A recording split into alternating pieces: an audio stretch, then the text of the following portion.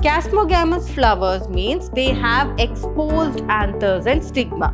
Say for example, hibiscus. So the anthers should be longer and it should be placed above the petals. And it should be seen so that easily when the wind blows on it, the pollen grains can be carried away. That's why. If nectar is available, it will go, or if food is available there, it will go. To lay eggs, it will go. So what are the rewards that the flower gives to the insects to get itself pollinated is what we will look here.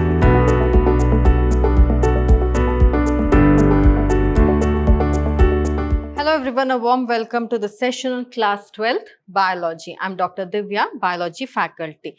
So this is a continuation of the previous session of chapter 11, that is sexual reproduction in flowering plants, wherein in the previous session we learnt about the pre-fertilization events, that is how the development of the embryo sac will occur and how the pollens are released and all that we got to know. So in this session we will learn about the pollination, that is how the pollen grains are transferred and the events occurring in pollination is what we'll learn here. The pollen grains that are shed by the anther, they have to be carried by any of the agents, pollinators, and they have to be deposited on the stigma of the female reproductive part of the flower, that is the gynoecium or stigma of the pistil. So the pollination is nothing but the process of transfer of pollen grains that are shed from the anther to the stigma of a pistil. And pollination are of different kinds depending on the agents that participate in the pollination. So next we'll discuss the kinds of pollination. So pollination is of three types depending on the source of the pollen. That is from where the pollen exactly comes and it falls on the stigma. From which flower? Is the flower present in the same plants itself? Is it present in the different plants? Based on that. So based on that, it is of three types: autogamy, geitonogamy and xenogamy. So let's look into these three one by one. What are they? So first type of pollination, autogamy. Gamy means fusion. Fusion of what here? Fusion of the male and the female gamete. So here auto, one more word is there, auto. Auto means self. So here the pollen grains will come from the anthers and it will fall on the stigma of the same flower, meaning the anther. So this is the anther and the stigma, it will be present in the same flower itself. Therefore, that flower can be called a bisexual flower, right? Because the male and the female reproductive structures are present in the same flower. Now, from this anther, whatever pollen grains are produced on this anther, it will go and fall on this stigma. That is in the same flower. So, self-pollination will occur here. That is called as autogamy. So, one more word for autogamy is nothing but self-pollination. So, in autogamy, what happens? The pollen grains are transferred from the anther to the stigma of the same flower. And autogamy can occur in chasmogamous flowers and cleistogamous flowers. Now, what are chasmogamous flowers and cleistogamous flowers? Chasmogamous flowers means they have exposed anthers and stigma. Say for example, hibiscus. The anthers are also exposed, the stigma also exposed. So therefore, it is easy for the pollen grains to go and fall on the stigma of the same flower. So that is called as chasmogamous flowers. Now in cleistogamous flowers, what happens here is, here the flowers do not open at all. So when the flowers are closed, what happens? Inside only the pollination will occur. That is, from the anther that is there inside the flower, from there itself the pollen grains will go and fall on the stigma of the same flower because it is closed. There here cross pollination will not occur. Why? Because the flowers are never open for the pollen grains to go and fall on some other flower. So therefore in the same flower itself it will fall onto. So that is called as cleistogamy. So autogamy is nothing but self-pollination. The word self means in the same flower itself pollination will occur. So next type of pollination is geitonogamy. Geitonogamy, the pollen grains are, here it is a form of cross-pollination only, but both the flowers will be present in the same plant. So I hope you got it. So here I'll make it clear. Say for example, we have a plant that is P1 is what I will name it, P1. So in the P1, what will be there? Anther will be there. P1 flower, okay. In P1, anther will be there, and in P1, stigma also will be there. So the pollen grains that are there, so this is the pollen grain which is released by the anther, it will fall on the stigma. Now, it is all this process is occurring inside which one? In P1, in P1 flower itself, okay. So that is called as self-pollination. Next, moving further, gytonogamy. So in gytonogamy, what happens here is, say for example, we have a plant. In that plant, there is the flower P1 and one more flower P2. Same plant, only one plant, two flowers are there. Now in this flower, say for example, the stigma is there, here the anther is there. Anther, I'll write it as stigma. Now whatever pollen grains are produced by the anther, it will go and fall onto the stigma. But it is two flowers, but in the same plant. That is called as gytonogamy. The pollen grains are transferred from anther to stigma of another flower of the same plant. That is called as gytonogamy. So if you can see here, two flowers, from here whatever pollen grains are produced, it will go and fall onto the stigma of this flower. Only thing is the flower will be present in the same plant. That's it. Next is pollination. Next form of pollination is xenogamy. Xenogamy, it is nothing but cross-pollination, wherein the flowers will be present in two separate plants itself of the same species.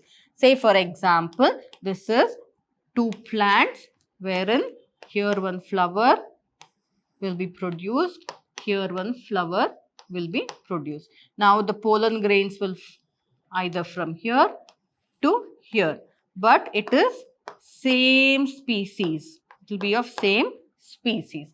So that is called as xenogamy. Pollen grains are transferred from anther to stigma of another flower of a different plant, but of the same species. So that is xenogamy. So as I showed you here, it is two plants are there. So either from here the pollen grains will travel to here and fall, or from here to here. So that is called as xenogamy. Moving further, let's study about the agents of pollination. Now there has to be some source which carries the pollen grains from the anther to the stigma. Of course, in self-pollination and all, no need. If from the anthers to the stigma, there is no need for any agents to carry, especially if it is autogamy. But in the case of, especially if it is cleistogamous flowers or chasmogamous flowers, there is no need for such agents. But sometimes if gytonogamy or xenogamy has to occur, then there needs to be some agents that bring about pollination, right? So what are those agents? What are those abiotic agents is what we will study. So abiotic means the ones which do not have life. So pollination can occur by air, that is wind, and by water. Biotic agents means it can occur by insects, animals. So talking about the abiotic agents, wind and water are the common abiotic agents that helps in pollination. So in that, first we'll study about the wind pollination. So if wind pollination will not occur in all the flowering plants, only flowering plants which have some of the characteristics that facilitates to be pollinated by wind, only they will exhibit wind pollination. So what are the characteristics of wind pollinated flowers? We will look into. So the pollen grains will be light and non-sticky. They are light in weight so that the any light wind can also carry them from one flower to the other. And they have to be non-sticky. Why? Because if they're sticky and adhered to the anthers, it will be difficult for the wind to carry them or brush away from the anthers and put it on the stigma. So for that particular purpose. And the stamen should be well exposed. That is true, right? The anthers should not be inside a cleistogamous flower. Otherwise, what will happen? If it is not exposed, means pollination will not occur. So the anthers should be longer and it should be placed above the petals. So, and it should be seen so that easily when the wind blows on it, the pollen grains can be carried away. That's why. And the stigma should be large and feathery. So the stigma is the receptive organ, right? It is the one that actually receives the pollen grain. So the stigma, if it is feathery, what happens when it sways in the wind like this, whatever pollen grains are traveling in the wind, that can be taken by the stigma. So that is why stigma should be large and feathery. As you can see here, the stigmas are large, quite large and feathery, and also the anthers are exposed, and the pollen grains are almost, they are feather-like and very light in weight. And the flowers, they usually have a single ovule in each ovary, hence they have a packed inflorescence. That is, in wind pollinated flowers, many flowers, tiny flowers will be arranged in the form of pack, if you can see here. Why is that? Because so that any few ovaries that is there, they can get pollinated or fertilized. So that is why it is like that. Example, monocots, that is flowers of the grass family, usually exhibits wind pollination. Moving further, water pollination. Water pollination also, the plants have certain characteristic feature.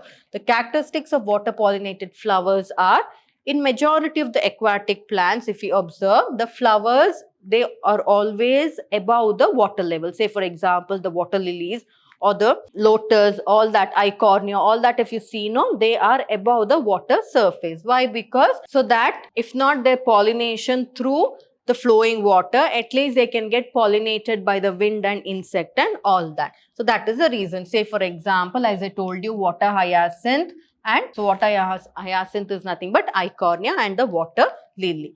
So here what happens in such flowers is that the female flowers always, they will have a long stalk, so that the female flower is held on the surface of the water. So the female flower reaches the surface of the water by the long stalk, so that the pollen grains, once it is released on the surface of the water, it can move through the water currents and it can reach the stigma and it can get settled there for the further process to occur. This method occurs in Vallisneria. Next, talking about seagrass. In seagrass, what happens here is the pollen grains are long and ribbon-like, and therefore the pollen grains can easily float in the water and pollinate the stigma of the female seagrass. So that is what happens here. And the pollen grains of water pollinated flowers, they are covered by a mucilaginous sheath because they should not get wet and it should not spoil. So that is one of the reasons, so that it can reach the stigma in intact condition and it can further carry on with the fertilization process. So that's why. So pollen grains are covered by mucilaginous sheath to prevent the wetting. So this is about the water pollinated flowers. Next, we'll talk about how the biotic agents bring about pollination. That is, animals are the biotic agent that brings about the pollination. So we'll learn about the pollination by insects.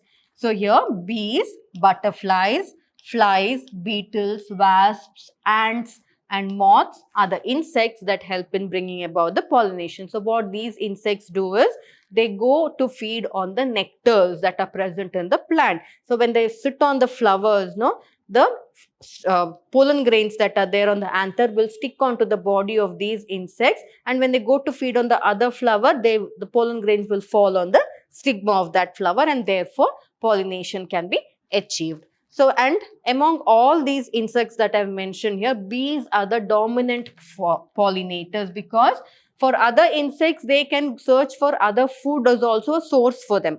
But for bees, only nectar is what is the food source for them. So therefore, they are the predominant pollinators.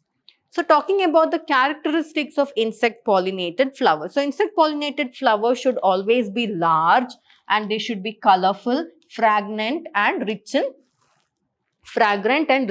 nectar. So if they're large, it will provide a good surface area for the insects to land on it and feed on the nectar and all that properly. And if they have a good scent and if they have a bright color, it will always attract the insects. So these are the characteristics which the flowers should have. And the flowers, if they are small, they should be arranged in the form of inflorescence. So when they come and sit on it, so that small flowers, if it is in the form of inflorescence, then the whole bunch will increase the surface area. Therefore, the insect can come and sit and feed on the nectars there. And the flowers that are pollinated by flies and beetles, usually they should have a foul odor. That is a bad smell they have to secrete, because flies, beetles and all that, beetles usually they prefer to live in dung, right? And flies also, they prefer to live in the rotten food materials and all that. So these bad smell that is there, that is what attracts these flies and beetles. So because of that bad odor, the beetles and flies will go near that flower and therefore pollination can be achieved. And the pollen grains and stigmatic surface should be sticky. Why? Because when the insect goes and sits on the stigma and drops the pollen grain, so that the stigma can hold the pollen grain tightly. So for that particular reason. So these are the characteristics of the flowering plants which are pollinated by the insects.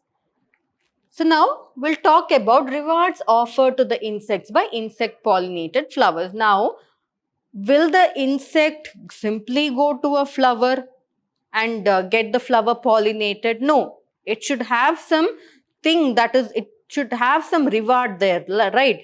If nectar is available, it will go, or if food is available there, it will go. To lay eggs, it will go. So what are the rewards that the flower gives to the insects to get itself pollinated is what we will look here. So they offer nectar and pollen grains. So the ants will usually feed on the pollen grain. So when they go to feed on the pollen grains, no, the rest of the pollen grain will stick to the body of the ant and it can get pollinated. Or the butterflies, the bees and all that go to feed on the nectar, that time pollination can be achieved. So the flower gives the insects nectar and pollen grain as reward for it to get pollinated. And some species of flowers, they provide a safe place for laying eggs. So example, Amorphophallus flower. So this Amorphophallus flower that is there, they are the place for the insects to breed. So they act like a house. So they provide their flowers as a house for the insect, so that the insect can come there, lay the eggs and all that. And when they do so, the pollen grains can stick on the insect's body, and once it goes to another flower for feeding, it can drop the pollen grains there. And the seeds developed after pollination serve as food source for the insect larva. So here we'll take the example of yucca flower. Okay, I told you, no, some of the flowers, they act like a home to the insect. They act like a nest to the insect. So there is a relationship between the moth and the yucca flower. So the moth, what it will do is, it will go and deposit its egg in the locule. So where is the locule present? It is present inside the ovary, right? Inside the ovary of the flower, you can see locules like this. So in these locules, actually, the ovules will be there. And ovules are the ones that need to get the fertilized, right? Because they are the ones which develop into the seed. Now what these moths will do is, they will go and they will lay the eggs inside the locule. So eggs will be laid inside the locule, and that locule acts like a house for these larvae. And then what will happen is, locule of the ovary of the yucca flower, and therefore the flower will get pollinated.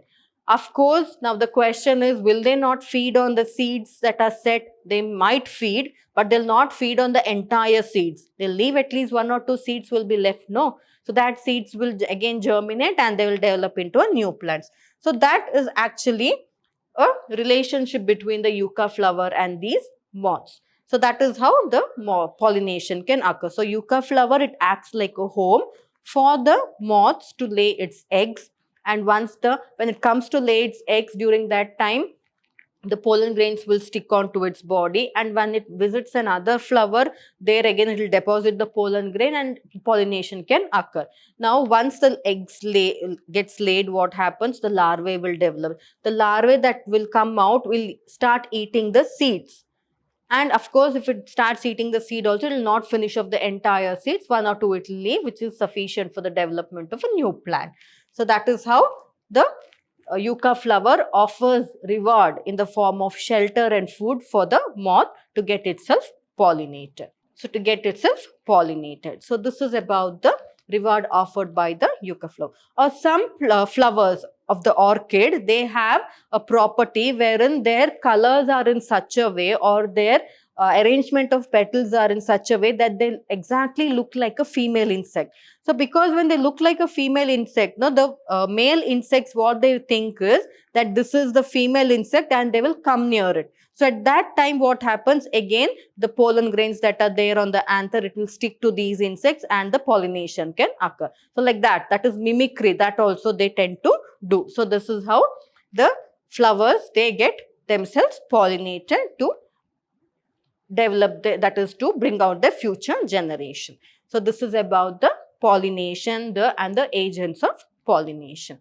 So in this session, we learnt about what is pollination, and pollination occurs in different forms of flower, that is self-pollination, autogamy, then cross-pollination, xenogamy also we studied, and we also studied about geitonogamy. We also got to know what are the different agents that bring about the pollination, biotic and abiotic agents. So in the next session, we'll talk about outbreeding devices. So outbreeding devices are nothing but some of the plants, they tend to prevent self-pollination, or they tend to prevent cross-pollination or prevent self-pollination through various techniques that they follow. So how it is done is what we'll learn in outbreeding devices. And for the pollination, once the pollination is achieved, there is something interaction between the pollen and the pistil. So what is that we will learn into? That is between the stigma and the pollen grain, there needs to be some interaction. How it occurs, we will study here. And also we can achieve cross-pollination artificially. By humans interfering with the plant, we can achieve it. That is called as artificial hybridization. How it is done, we will look into. And after that, we'll go into double fertilization. So how double fertilization occurs inside the embryo sac once the male gametes are delivered into the embryo sac. We'll study in double fertilization. So we'll meet again in the coming session with these topics under the same chapter. So see you in the next session. Thank you.